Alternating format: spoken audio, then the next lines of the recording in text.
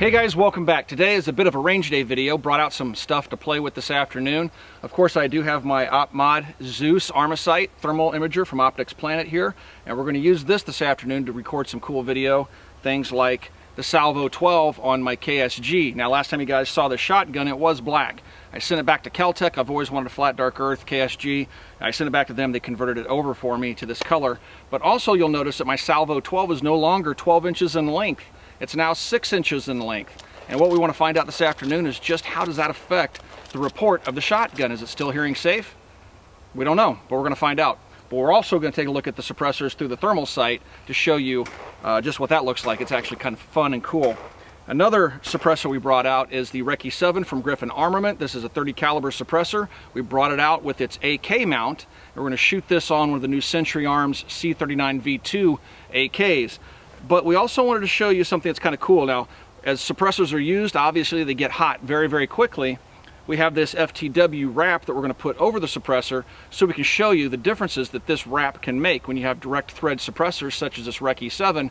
If for whatever reason it starts to back off the thread, if you reach up there and grab it to tighten it without something to protect your hand, you can burn yourself really bad.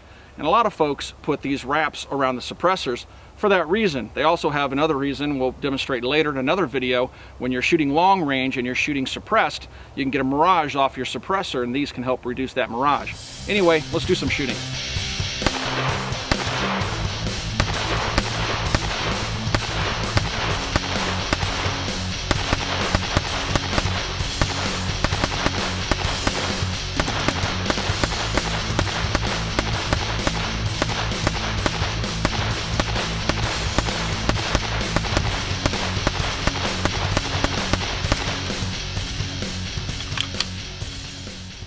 All right, so first up, let's try the KSG and see how it sounds with the 6-inch Salvo 12 suppressor. Yes, I am wearing this kettle guard on my wrist because with full-size 12-gauge shells, the Agula shells won't hit me in the wrist, but the full-size shells still draw blood. If I get 10, 12 rounds into shooting this thing, it's painful, so I have to wear this wrist guard, and that's more or less due to the length of my arm. Matter of fact, the only thing I don't like about my KSG right now is the fact it doesn't use Glock magazines. So anyway, let's go ahead and fire off a few rounds. The thermal should be recording right now. This should look relatively gray. I should look white hot. And as this suppressor heats up, it'll start to turn white. And let's see how quiet it is. I'm really kind of excited here to see if it's going to ring my ears or not. And these are standard Federal bulk pack field loads with a muzzle velocity of around 1,200 feet per second.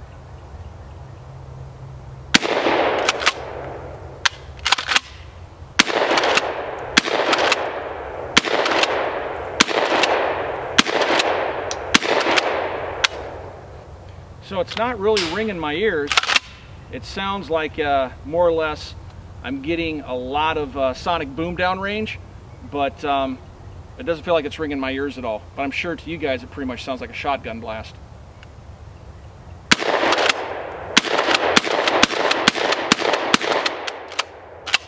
So I'm kind of curious to see what the thermal says about this. The Salvo really doesn't heat up that fast. I can easily hold on to it. I mean, it's definitely warm, but yeah, it's not burning my hands by any means whatsoever. So this is the C39V2 7.62x39 milled receivered AK from Century Arms. This is the second evolution of their C39 series of rifles. On it, you'll notice I have a Griffin Armament muzzle brake, and that's to facilitate the use of the Recce 7, which is a direct thread suppressor. I'm going to go ahead and thread that on right now. And it kind of has a shoulder taper that the suppressor butts up against. Now, typically, I've not had a problem with suppressors like the Recce 7 backing off, but the possibility does exist with the direct thread suppressor that it can start to back off. And of course, after you fired 30 rounds through one of these bad boys, that sucker's pretty hot. You're going to burn the snot out of your hand. I'm going to show you a couple of different things here. First of all, let's show you how hot that suppressor gets. Now, we changed the thermal over so it's an infusion color instead of black and white, where you're going to see kind of a rainbow color. I'm going to go ahead and put my first 30 rounds into the gun. Go ahead and charge it. Make sure this is tight. And here we go. Recce 7 on the C39.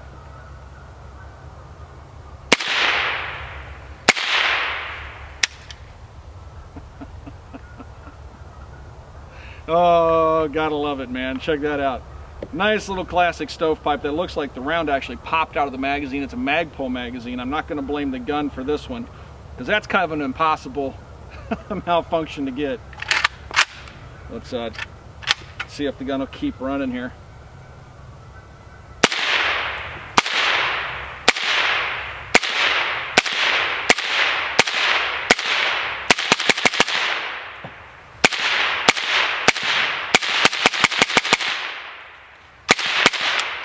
Alright, the gas is almost as bad as an AR-15, but not quite as much. You're getting most of the gas venting back here, but it's still coming back through the bolt. Whew, and getting me in the face. But I can feel the heat coming off that suppressor out here. I'm going to go ahead and drop the magazine, make sure the rifle's clear. I'm going to grab this FTW wrap, and I'm going to try to slide it over the suppressor while it's hot without burning myself. Now on the thermal, you shouldn't see much of a heat signature at all. I can reach up and grab that can, and I feel no warmth whatsoever. Put another magazine in this bad boy. Yeah, I'm not digging these Magpul mags, they suck. I've said that before. Alright, here we go. Let's see what this thermal wrap does for the suppressor.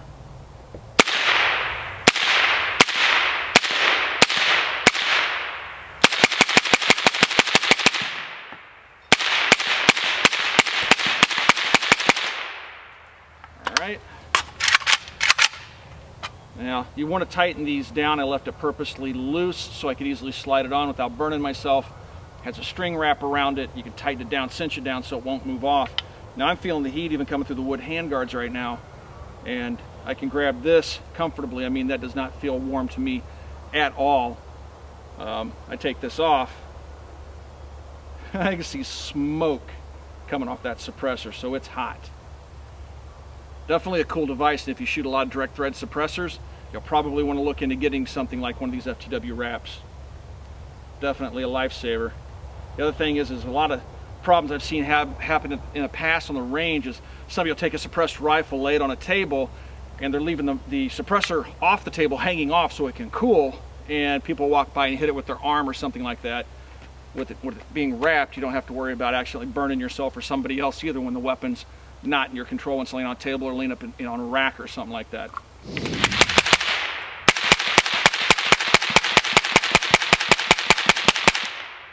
All right.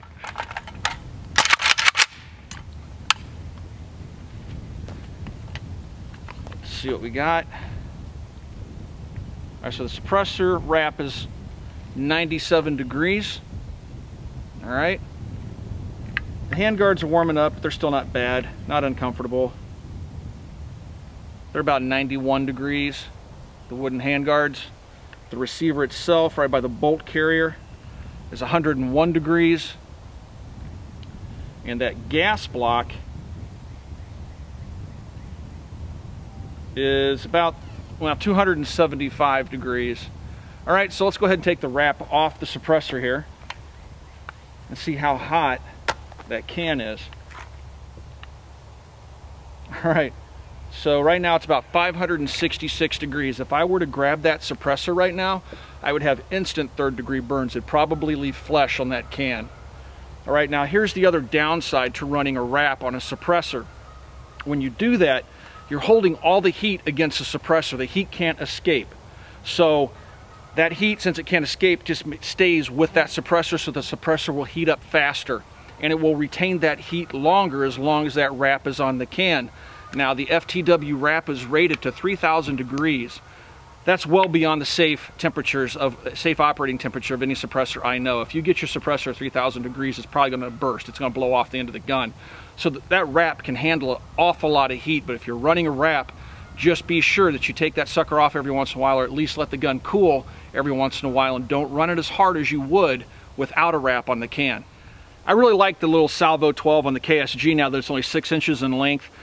With its 12-inch configuration, I will admit it was a little bit awkward. It did change the balance of the bullpup shotgun enough to where I really didn't like it, so I wanted to go to the 6-inch configuration just to see how loud it was.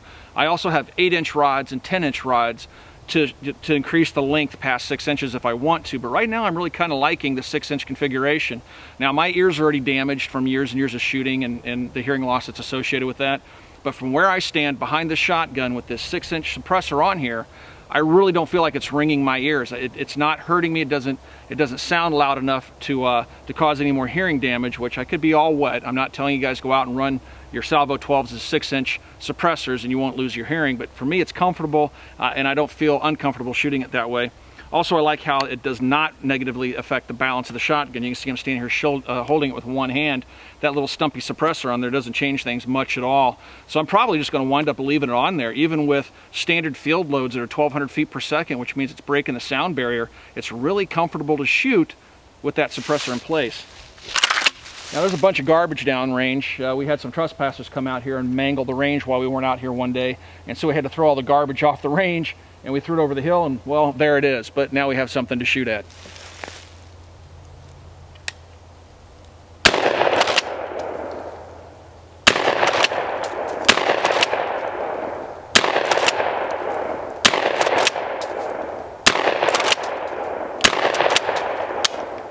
Yeah, so these little Federal rounds, and these rounds are courtesy of Federal, are actually really mild recoiling 12 gauge loads. I think it's like 7.5 shot, even though it's doing 1,200 feet per second.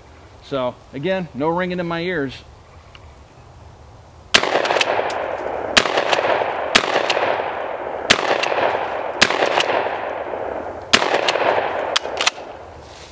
Yeah, that's a lot of fun. What a great setup. I'm really liking the Salvo 12 quite a bit.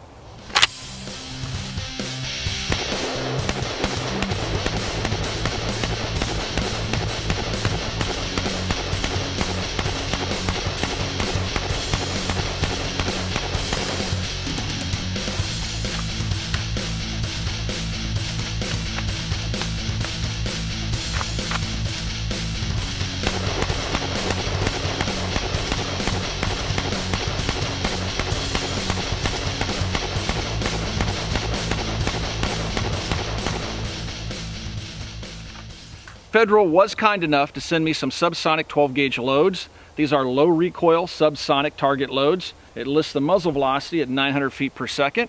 So let's see if these make much of a difference in terms of how loud it is back to my ear behind the shotgun with this stumpy little Salvo on here.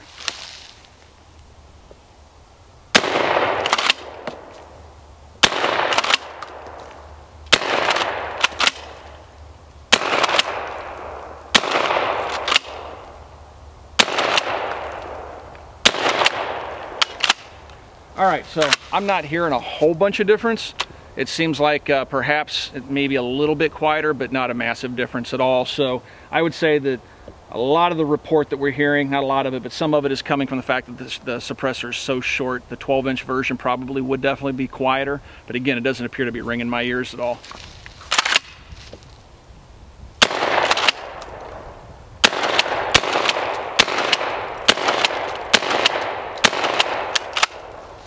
Yep, I like it. All right, guys, I hope you enjoyed the range day video this afternoon. If you have any questions, you can always ask those questions on our Facebook page. You can find us on Facebook at facebook.com/military arms. Also, please come by and check us out at Copper Custom. That's our online store. If you want to support the Military Arms channel, that's the best possible way to do it. I'll put a link in the description below. Also, if you haven't heard of Full 30, please come by and check out Full 30. It's full30.com. And again, I'll put a link down below. Thanks for watching, everybody. We'll talk to you guys soon.